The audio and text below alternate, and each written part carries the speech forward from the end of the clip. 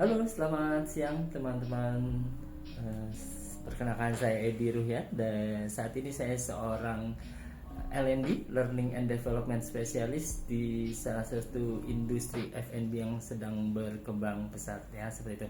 Mungkin teman-teman ada yang juga berprofesi sebagai L&D. Tentunya L&D L&D ini berperan krusial dalam menjaga kualitas pelayanan, efisiensi operasional, dan juga bagaimana menjamin kepuasan pelanggan ataupun karyawan. Industri ini sangat dinamis ya, teman-teman. Kita berorientasi kepada manusia dan tentunya menuntut standar yang lebih tinggi ya, gitu. Oke, berikut adalah 10 skill utama yang harus L&D miliki beserta bagaimana penerapannya dalam konteks F&B ya, agar kita dapat terus berada dalam posisi ini. 10 skill esensial untuk L&D spesialis di industri F&B. Yang pertama adalah analisa kebutuhan pelatihan atau sering kita kenal dengan training need analysis atau TNA yang tajam.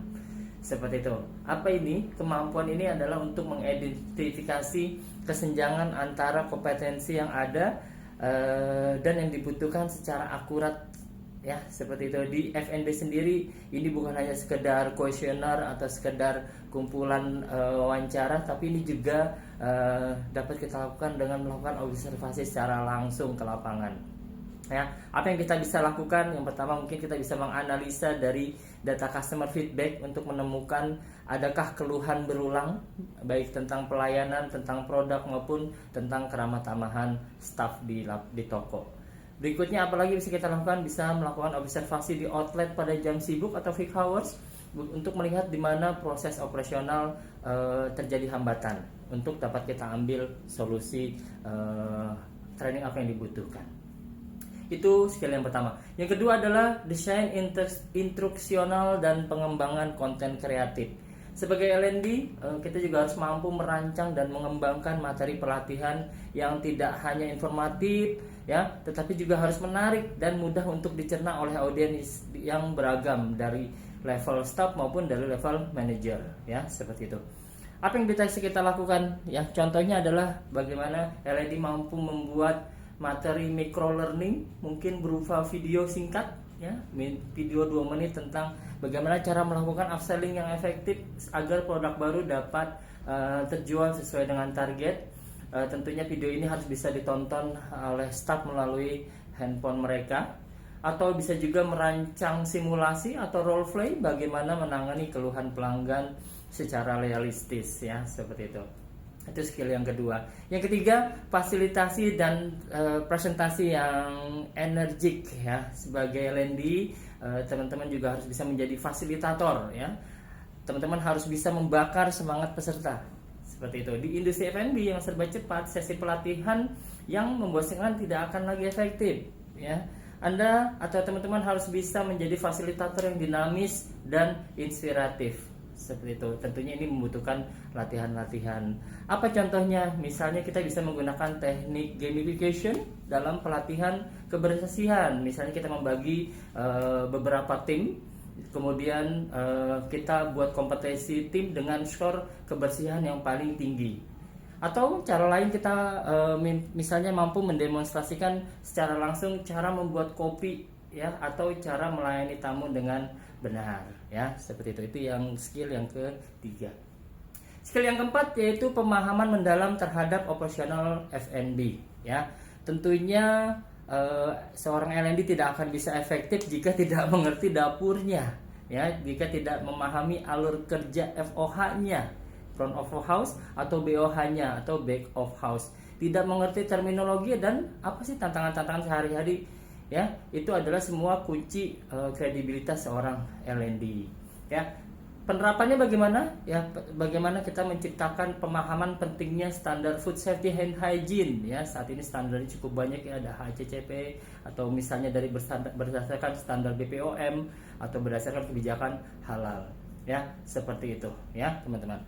Itu skill yang keempat. Yang kelima, penguasaan teknologi pembelajaran atau saat ini sering dikenal dengan learning technology ya. Kita biasa sebutnya di perusahaan-perusahaan besar itu mereka pasti mempunyai atau memanfaatkan teknologi untuk proses pelatihannya. Ya, bagaimana teman-teman memanfaatkan teknologi untuk membuat pembelajaran lebih efisien, lebih terukur, dapat diakses kapan saja, ya, terutama untuk staff-staff yang tersebar di banyak cabang, ya, tentunya ini akan membantu sekali. Contohnya apa? Ya, bisa menggunakan LMS, Learning Management System. Dengan fasilitas LMS kita bisa melacak siapa saja yang sudah menyelesaikan pelatihan wajib, misalnya sertifikasi food safety, sertifikasi halal, atau journey mereka, journey pembelajarannya seperti itu. Atau minimal kita bisa menggunakan aplikasi kuis seperti Kahoot, ya, untuk menguji pengetahuan staf tentang promo bulanan. Itu contoh melaksanakan atau memanfaatkan teknologi.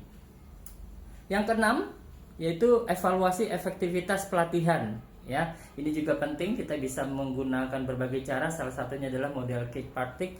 Ya, sebagai L&D kita harus mampu mengukur dampak nyata dari pelatihan, bukan hanya sebatas peserta merasa senang, tapi seorang L&D juga harus bisa menunjukkan bahwa investasi pada pelatihan akan membawakan hasil pada bisnis, ya.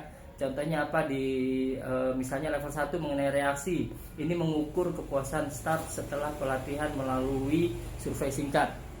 Ya, level 2 tumbuh minat pembelajaran. Bagaimana kita melakukan pre-test dan post-test tentang pengetahuan menu.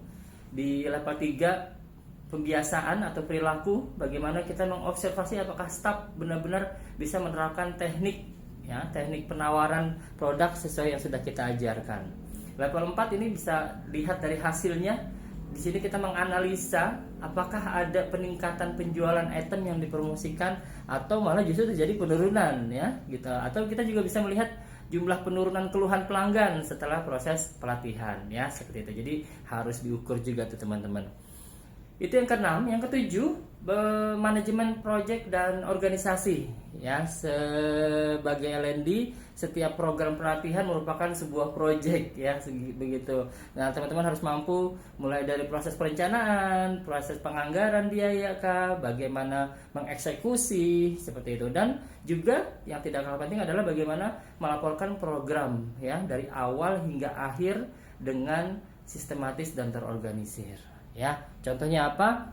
Contohnya misalnya ada program pelatihan untuk pembukaan cabang baru, ya. Bagaimana kita membantu dalam hal-hal apa sih yang harus dipersiapkan, baik dari segi logistiknya, jadwal karyawannya kah, atau bagaimana dengan pelatihan tim operasionalnya, seperti itu.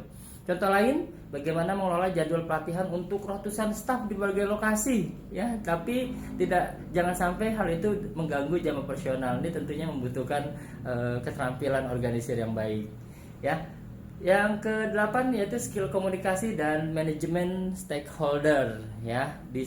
Kenapa kita butuh kemampuan ini? Kemampuan ini adalah kemampuan untuk berkomunikasi dan membangun hubungan baik dengan semua pihak, ya. Mulai dari trainee, manajer outlet, ya, mungkin ada head chef di sana, hingga manajemen puncak, ya. Penerapannya bagaimana? Misalnya ada kalanya kita mendapatkan request atau permintaan training dari area manager untuk membuat program pelatihan dengan berdasarkan data-data yang dibuat oleh si area tersebut, atau bekerja sama dengan tim marketing, ya. Ini juga bisa juga untuk memastikan bahwa materi pelatihan sejalan dengan kampanye atau promosi terbaru saat itu, ya, seperti itu, ya, teman-teman.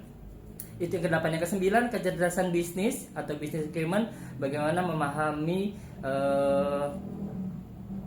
bagaimana perusahaan menghasilkan uang dan bagaimana peran L&D dapat berkontribusi secara strategis terhadap tujuan bisnis. Apa sih tujuannya? Ya pasti dari segi profitabilitas, ya, growth, ya, atau pertumbuhan, ataupun retensi pelanggan, ya, seperti itu. Bagaimana peran kita merancang pelatihan yang tidak hanya meningkatkan skill tapi juga berdampak pada pengurangan food waste atau COGS, ya, seperti itu.